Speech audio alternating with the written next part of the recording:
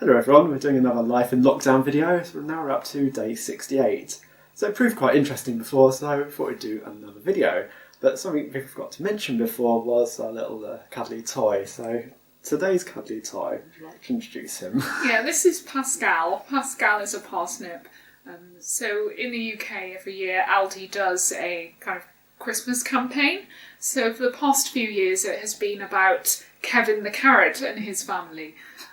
So an anthropomorphic carrot. And a couple of years ago, we were introduced to Pascal, who is Kevin's enemy. So Pascal the parsnip, as you can see, he has arms and legs. So he is our cuddly toy joining us on the sofa today. Yeah. And I don't know if you do notice, but in my normal videos, Kevin and his family are up in the corner. So that has been questioned a couple of times. So yes, that is what those carrots are in my videos. Yeah. So anyway, how have we been doing? Surviving? Yeah, I might sound a bit sniffly. That's because I am suffering a bit with hay fever at the moment. We are having a lot of nice weather in the UK. It is quite, hot for the time of year especially. But obviously that means keeping all the windows open, and because of my hay fever that hasn't been too great. I do take antihistamines, but it's not really cutting it at the moment. So. Oh dear. Whoops. Yeah, I've been trying to do some outside stuff as well. I'm trying to get rid of some of these stones in the front garden and to put some grass down there. You were helping me. Yeah, I've been sorting the stones, and we've been finding uses for them in the front and back of the garden. So, making use of them in other ways. So.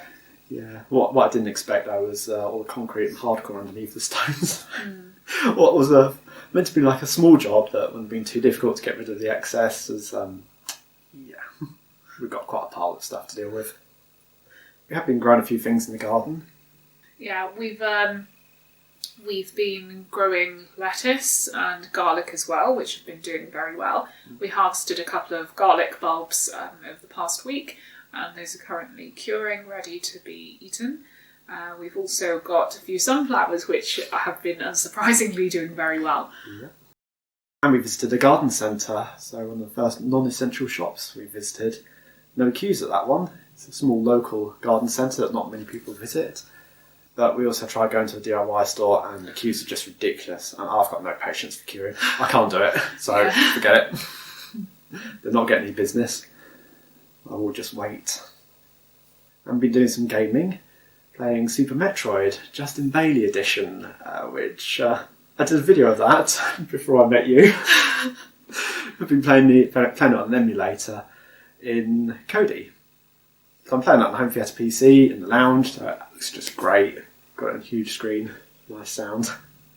Yeah, and it's I've gone from having no experience playing any kind of Metroid games to actually getting through Super Metroid with some coaching from Quids,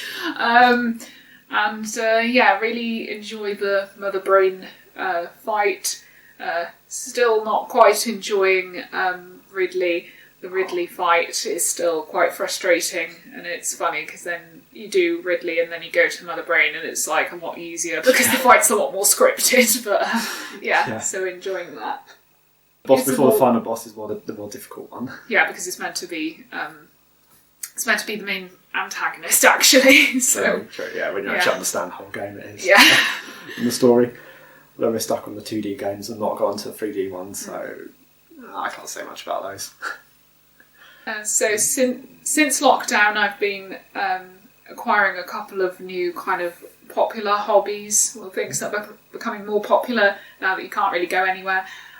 So baking, not that I haven't baked before, but just doing that more regularly now. And also, I'm a sucker for homemade cakes. Yeah. I love them. I've been doing that, and also doing a bit of colouring as well. Started that up, so I've got a couple of colouring books, so that's quite fun. It's nice to have a couple of different creative outlets and finding things to do when you can't go out much. Yeah. All I've done with the colouring is Inkscape a while back. Yeah, I've got a few of those videos, but they're really old now. I've done some wallpapers. I haven't done anything much of Inkscape for ages, so Maybe you could get back into that while I do my colouring. Yeah, all the programming stuff. I don't know, there's some creative things I can do. Yeah. There's been a new announcement of what people can and can't do in the UK, although those rules apply to England. Wales is still under a different set of rules. Although they've been partially relaxed, it's relaxed about the extent of what people are already doing. Yeah, so with a lot of the kind of celebratory things that had already been going on, people having garden parties, etc., they've now made it allowed to have two households meet outside, which is kind of what people were already doing. So now we can... one household can meet one other household at a time, but one thing that's interesting is that in that meeting there can be an unlimited number of people, I believe, but it has to be from two households only. But what you can do is you can meet multiple households, but at different times, so it's quite an interesting set of rules there. Yeah. Unfortunately, though, there's distance on the limit. They've imposed a limit of 5 miles, which, just looking at the city that we live in, Cardiff, that is an area of 29 square miles. That effectively means that unless you live in the city centre, you can't actually get across the city. Although I suppose they've done it to protect rural communities. It's just... doesn't really help us here. No. Neither of us live close to our families at all.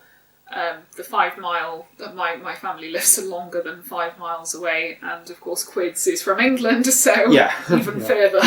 So the best they can do, they can come right up to the Welsh border, but I'm more than 5 miles from the Welsh border, so what can you do? We're still stuck. Also, on the sad bit of news though, there was a death in your side of the family. Yes, that was a more recent one. So. Yeah, and something I didn't mention last time around though was there was death on my side of the family. My aunt passed away actually before quarantine even started. Unfortunately, it was an unexpected death, so it meant things were very much delayed. So by the time the funeral came around, we were well into quarantine. It was difficult to see this because there's a limit on how many people can go to a funeral, and plus you've got the limit on how far you can even travel. So one of my cousins actually videos the funeral, so at least I could see it, be there in spirit. But I think unfortunately it's going to have to be a similar thing for you. Yeah. So it's very sad, but there's still the limits on gatherings and things. Yeah. Even taking away the kind of distance restrictions, there's still limits, I think, on general gatherings, especially inside your building. Anyway, we look forward to next time round. So 3 weeks' time should be a new set of regulations on what we're allowed and not allowed to do. And the Welsh Government have basically said that to businesses to start making preparations for thinking about starting to reopen over the next few weeks, and they are going to consider the opening of non-essential retail businesses at the next review in 3 weeks' time. So we'll see what happens then. Yeah, let's look forward to that. Although I imagine there'll be a lot of queuing, which I won't have the patience for. Yeah, so it might still be a bit of a while yet, even after things reopen, before we actually have a chance to do much. So yeah. Oh well, we'll leave it there for now. So thanks for watching, and we'll see you all later.